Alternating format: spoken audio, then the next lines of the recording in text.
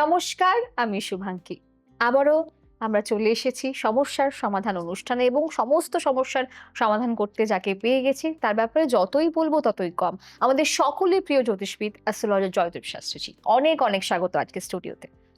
নমস্কার, জয় শ্রী ঠাকুর রামকৃষ্ণ, জয় শ্রী ঠাকুর রামকৃষ্ণ, জয় শ্রী ঠাকুর রাম। সমস্যার সমাধান অনুষ্ঠানে আপনাদের সবাইকে স্বাগত জানাই।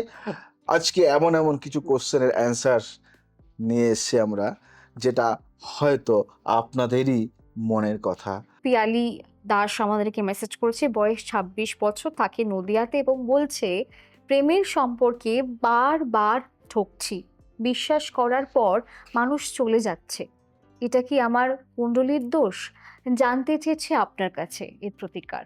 পিয়ালি কিন্তু খুব বুদ্ধিমতী মেয়ে, ও কিন্তু আসল জায়গাটা ধরে ফেলেছে। পিয়ালি মতো সমস্যায় জ্যোতিষে পঞ্চম ভাব মানে প্রেম ভাব ও শুক্র গ্রহের অবস্থানের আগে দেখা হয়। পঞ্চম ভাবে যদি রাহু অবস্থান করে তাহলে প্রেমের সম্পর্কে মোহ বা প্রতারণার অভিজ্ঞতা বারবার হওয়াটা রাহু পঞ্চম যোগের একটা পরিচিত প্রভাব বলে ধরা হয়। কারণ রাহু মায়া ও অবাস্তব প্রত্যাশার কারক। বুঝতে পারলে? আচ্ছা শাস্ত্রীজি, এবার যদি আমরা তন্ত্র মতে আসি তাহলে এর ব্যাখ্যাটা একটু দর্শক বন্ধুদের বলুন। দারুণ দারুণ দারুণ, এটাকে বলে মোহবন্ধন বন্ধ। যোগ। বুঝতে পারলে? মোহ, বারবার একই প্যাটার্নের মানুষের প্রতি আকৃষ্ট হওয়া, যা অবচেতন মনের একটা পুরনো চক্র থেকে তৈরি হয় বলে ধরা হয়। এক্ষেত্রে শুক্র গ্রহের জন্য সাদা ফুল বা মিষ্টি দান করার প্রথা প্রচলিত। আমি অনেককে বলি যাতে শুক্রের শুভ প্রভাব বাড়ে। বুঝলে? শাস্ত্রীজি, এবার যদি আমরা আসি বাস্তু মতে তাহলে এর কি ব্যাখ্যা হতে পারে? দেখো, বাস্তু মতে এটাকে যদি আমি ব্যাখ্যা করি তাহলে ঘরের দক্ষিণ পূর্ব কোণে, যেটা মানে সম্পর্কের কোণ, যদি ভাঙা জিনিস, শুকনো গাছ বা অন্ধকার থাকে তাহলে সম্পর্কে অস্থিরতা বাড়তে পারে, আমরা বলে থাকি। এই কোণ পরিষ্কার ও আলোকিত রাখার আমরা সবসময় পরামর্শ দিয়ে থাকি। পিয়ালি আমাদের অনেক দিনের দর্শক এবং আমরা অনেকটাই ব্যাখ্যা করছি আজকে। এবার যদি আমরা সংখ্যা তত্ত্বে আসি তাহলে সেক্ষেত্রে কি ব্যাখ্যা হতে পারে? আচ্ছা আচ্ছা আচ্ছা, দেখো, পিয়ালির মূলাঙ্ক যদি 2 হয়, মানে এটা চন্দ্রের সংখ্যা। বুঝলে? হুম। 2 মানে চন্দ্রকে চন্দ্র। আমরা ইন্ডিকেট করি। তাহলে আবেগ প্রবণতা বেশি থাকার কারণে সম্পর্কের দ্রুত বিশ্বাস করে ফেলার প্রবণতা থাকে, এটা আমরা বলি, যেটা মাঝে মধ্যে ঠকে যাওয়ার কারণও কিন্তু হতে পারে। আচ্ছা, এবার যদি আমরা হস্তরেখা দিয়ে বিচার করি বা হাতের তালু দিয়ে বিচার করি তাহলে সেক্ষেত্রে কি ব্যাখ্যা হতে পারে? তোমরা সব শিখে যাচ্ছ কিন্তু, হ্যাঁ, আমি অনেকটা থাকতে থাকতে অনেকটাই শিখে অনেকটাই যাচ্ছি। তুমি বোঝো, জানো। সত্যি কথা বললে হাতের তালুতে হৃদয় রেখা মানে হার্ড লাইন, হুম। একাধিক ছোট ছোট শাখা বা দ্বীপ চিহ্ন থাকলে হস্তরেখা এটাকে প্রেম ঘটিত অস্থিরতার লক্ষণ বলে ধরা হয়। শাস্ত্রীজি, এবার যাব আমাদের পরের প্রশ্নে। নির্মল হালদার আমাদের অনেক দিনের দর্শক, মেসেজ করেছে, বয়স তার ৫০ বছর, বহরমপুরে থাকে হুম। এবং বলছে অনেক টাকা ধার করে ফেলেছি, শোধ করার উপায় খুঁজে পাচ্ছি না। জ্যোতিষে কি প্রতিকার আছে জানতে চেয়েছে আপনার কাছে। হুম, নির্মল বাবুর মতো ঋণের সমস্যায় পড়েছে অনেকেই আছে। তাই জ্যোতিষের তৃতীয় ও ষষ্ঠ ভাব মানে ঋণ ভাব বলি আমরা, একসাথে বিচার করা হয় এই ভাবগুলিকে। এই 2 ভাবে যদি রাহু বা শনির প্রভাব থাকে তাহলে ঋণ জমতে থাকা এবং শোধ করতে দেরি হওয়াটা এই যোগের পরিচিত একটা লক্ষণ, আমরা বিচার করেছি এটা। এবং শাস্ত্রীজি, এবার যদি আমরা তন্ত্র মতে আসি, এর ব্যাখ্যাটা একটু দর্শকদের বলুন, কি করা যেতে পারে? তন্ত্র মতে যদি আমি যাই, এটাকে ঋণবন্ধন যোগ বলা হয়। ঋণবন্ধন যোগ, যা পূর্বজন্মের বা পারিবারিক কোনো অসম্পূর্ণ দায়বদ্ধতার প্রতিফলন হিসেবে দেখা হয়। প্রতিকারে শনিবার কালো তিল ও সর্ষের তেল দান করার কথা আমরা বলে থাকি, যাতে শনির প্রতিকূল প্রভাব কমে। বাস্তুমতে বাড়ির উত্তর দিক, যদি আমি বাস্তুমতেও বিচার করি হুম, তাহলে হুম। উত্তর দিকটাকে আমরা ধরি, যেটা কুবেরের দিক, ধন সম্পদের দিক ধরা হয়। যদি ভারী আসবাব বা আবর্জনা ভরা থাকে তাহলে অর্থাগমের পথ বাধাপ্রাপ্ত হতে পারে বলে আমরা সবসময় বলে থাকি। এবং আপনি তো বাস্তুমতটাও বলে দিলেন। এবার যদি আমরা সংখ্যা তত্ত্বে আসি, সেই দিকে কি বিচার হতে পারে একটু বলুন? দেখো বাস্তুমতে যেমন বললাম সংখ্যা তত্ত্বে কি জানো তো, নির্মল বাবুর জন্ম মূলাঙ্ক যদি 8 হুম। হয়, তাহলে আমরা জানি 8 শনির সংখ্যা। তাহলে জীবনে বড় আর্থিক দায়বদ্ধতা আসাটা এই সংখ্যার একটা পরিচিত বৈশিষ্ট্য বলে ধরা হয়।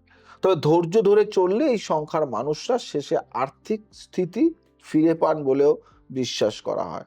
এবার যদি আমরা হস্তরেখা বা হাতের তালুর যে আমরা বিচারটা করছি সেটা যদি করি সেক্ষেত্রে কি হতে পারে সেটা একটু দর্শক বন্ধুদের বলুন।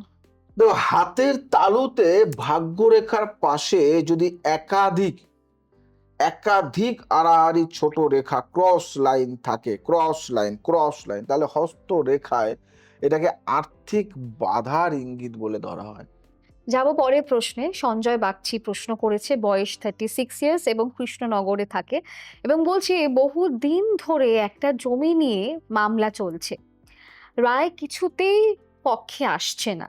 এর জ্যোতিষগত কোনো কারণ আছে কি, জানতে চেয়েছে আপনার কাছে।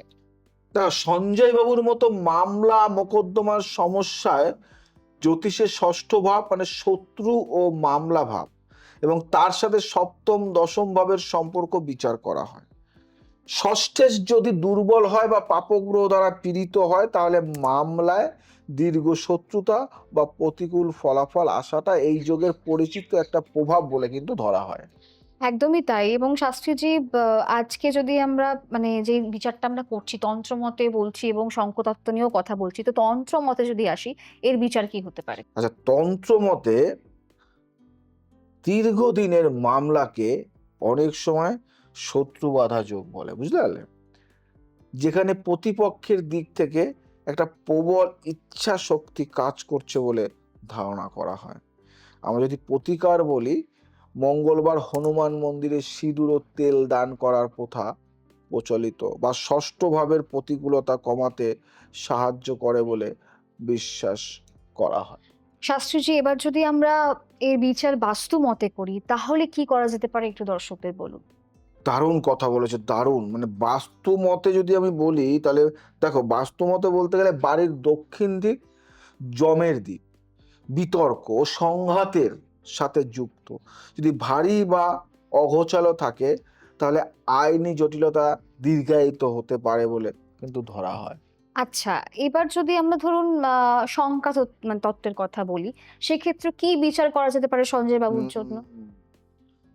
দারুণ কথা বলেছে। দেখো সংখ্যা তত্ত্বে যদি আমি যাই, তাহলে সঞ্জয় বাবুর মূলাঙ্ক যদি আমি ধরে নিলাম 1 বা 9 হয়, সূর্য বা মঙ্গলের সংখ্যা, তাহলে জীবনে প্রতিদ্বন্দ্বিতামূলক পরিস্থিতি বারবার আসাটাই এই সংখ্যার একটা পরিচিত প্রবণতা বলে ধরা হয়। তবে এই সংখ্যার মানুষরাই শেষ পর্যন্ত লড়াইয়ে জিতে যান বলেও কিন্তু আমি দেখেছি, অনেকবার দেখেছি, অনেক কুষ্টি বিচার করে, ছক বিচার করে আচ্ছা, দেখেছি। এবার যদি আমরা হস্তরেখা বিচার করি মানে হাতের তালুর কথা যেটা বলছি সেটা যদি আমরা বিচার করি তাহলে সেক্ষেত্রে কি হতে পারে? দেখো এবার এটা খুব ভালো কথা যে হাতের তালু। তালু। হুম। হাতের তালুতে দেখো ভাগ্যরেখা যদি মঙ্গল পর্বত থেকে শুরু হয়, হুম। মঙ্গল পর্বত থেকে শুরু হয়ে যদি ওপরে ওঠে, তাহলে হস্তরেখায় এটাকে দীর্ঘ সংগ্রামের পর জয়লাভের ইঙ্গিত বলে ধরা হয়। আজকের অনুষ্ঠানটি সত্যিই অনেক অন্যরকম। কারণ একটা প্রশ্ন আমরা নিয়ে আসলাম এবং তার সমাধান হলো এবং বিভিন্নভাবে হলো। তন্ত্র মতে, বাস্তু মতে, হস্তরেখা মতে।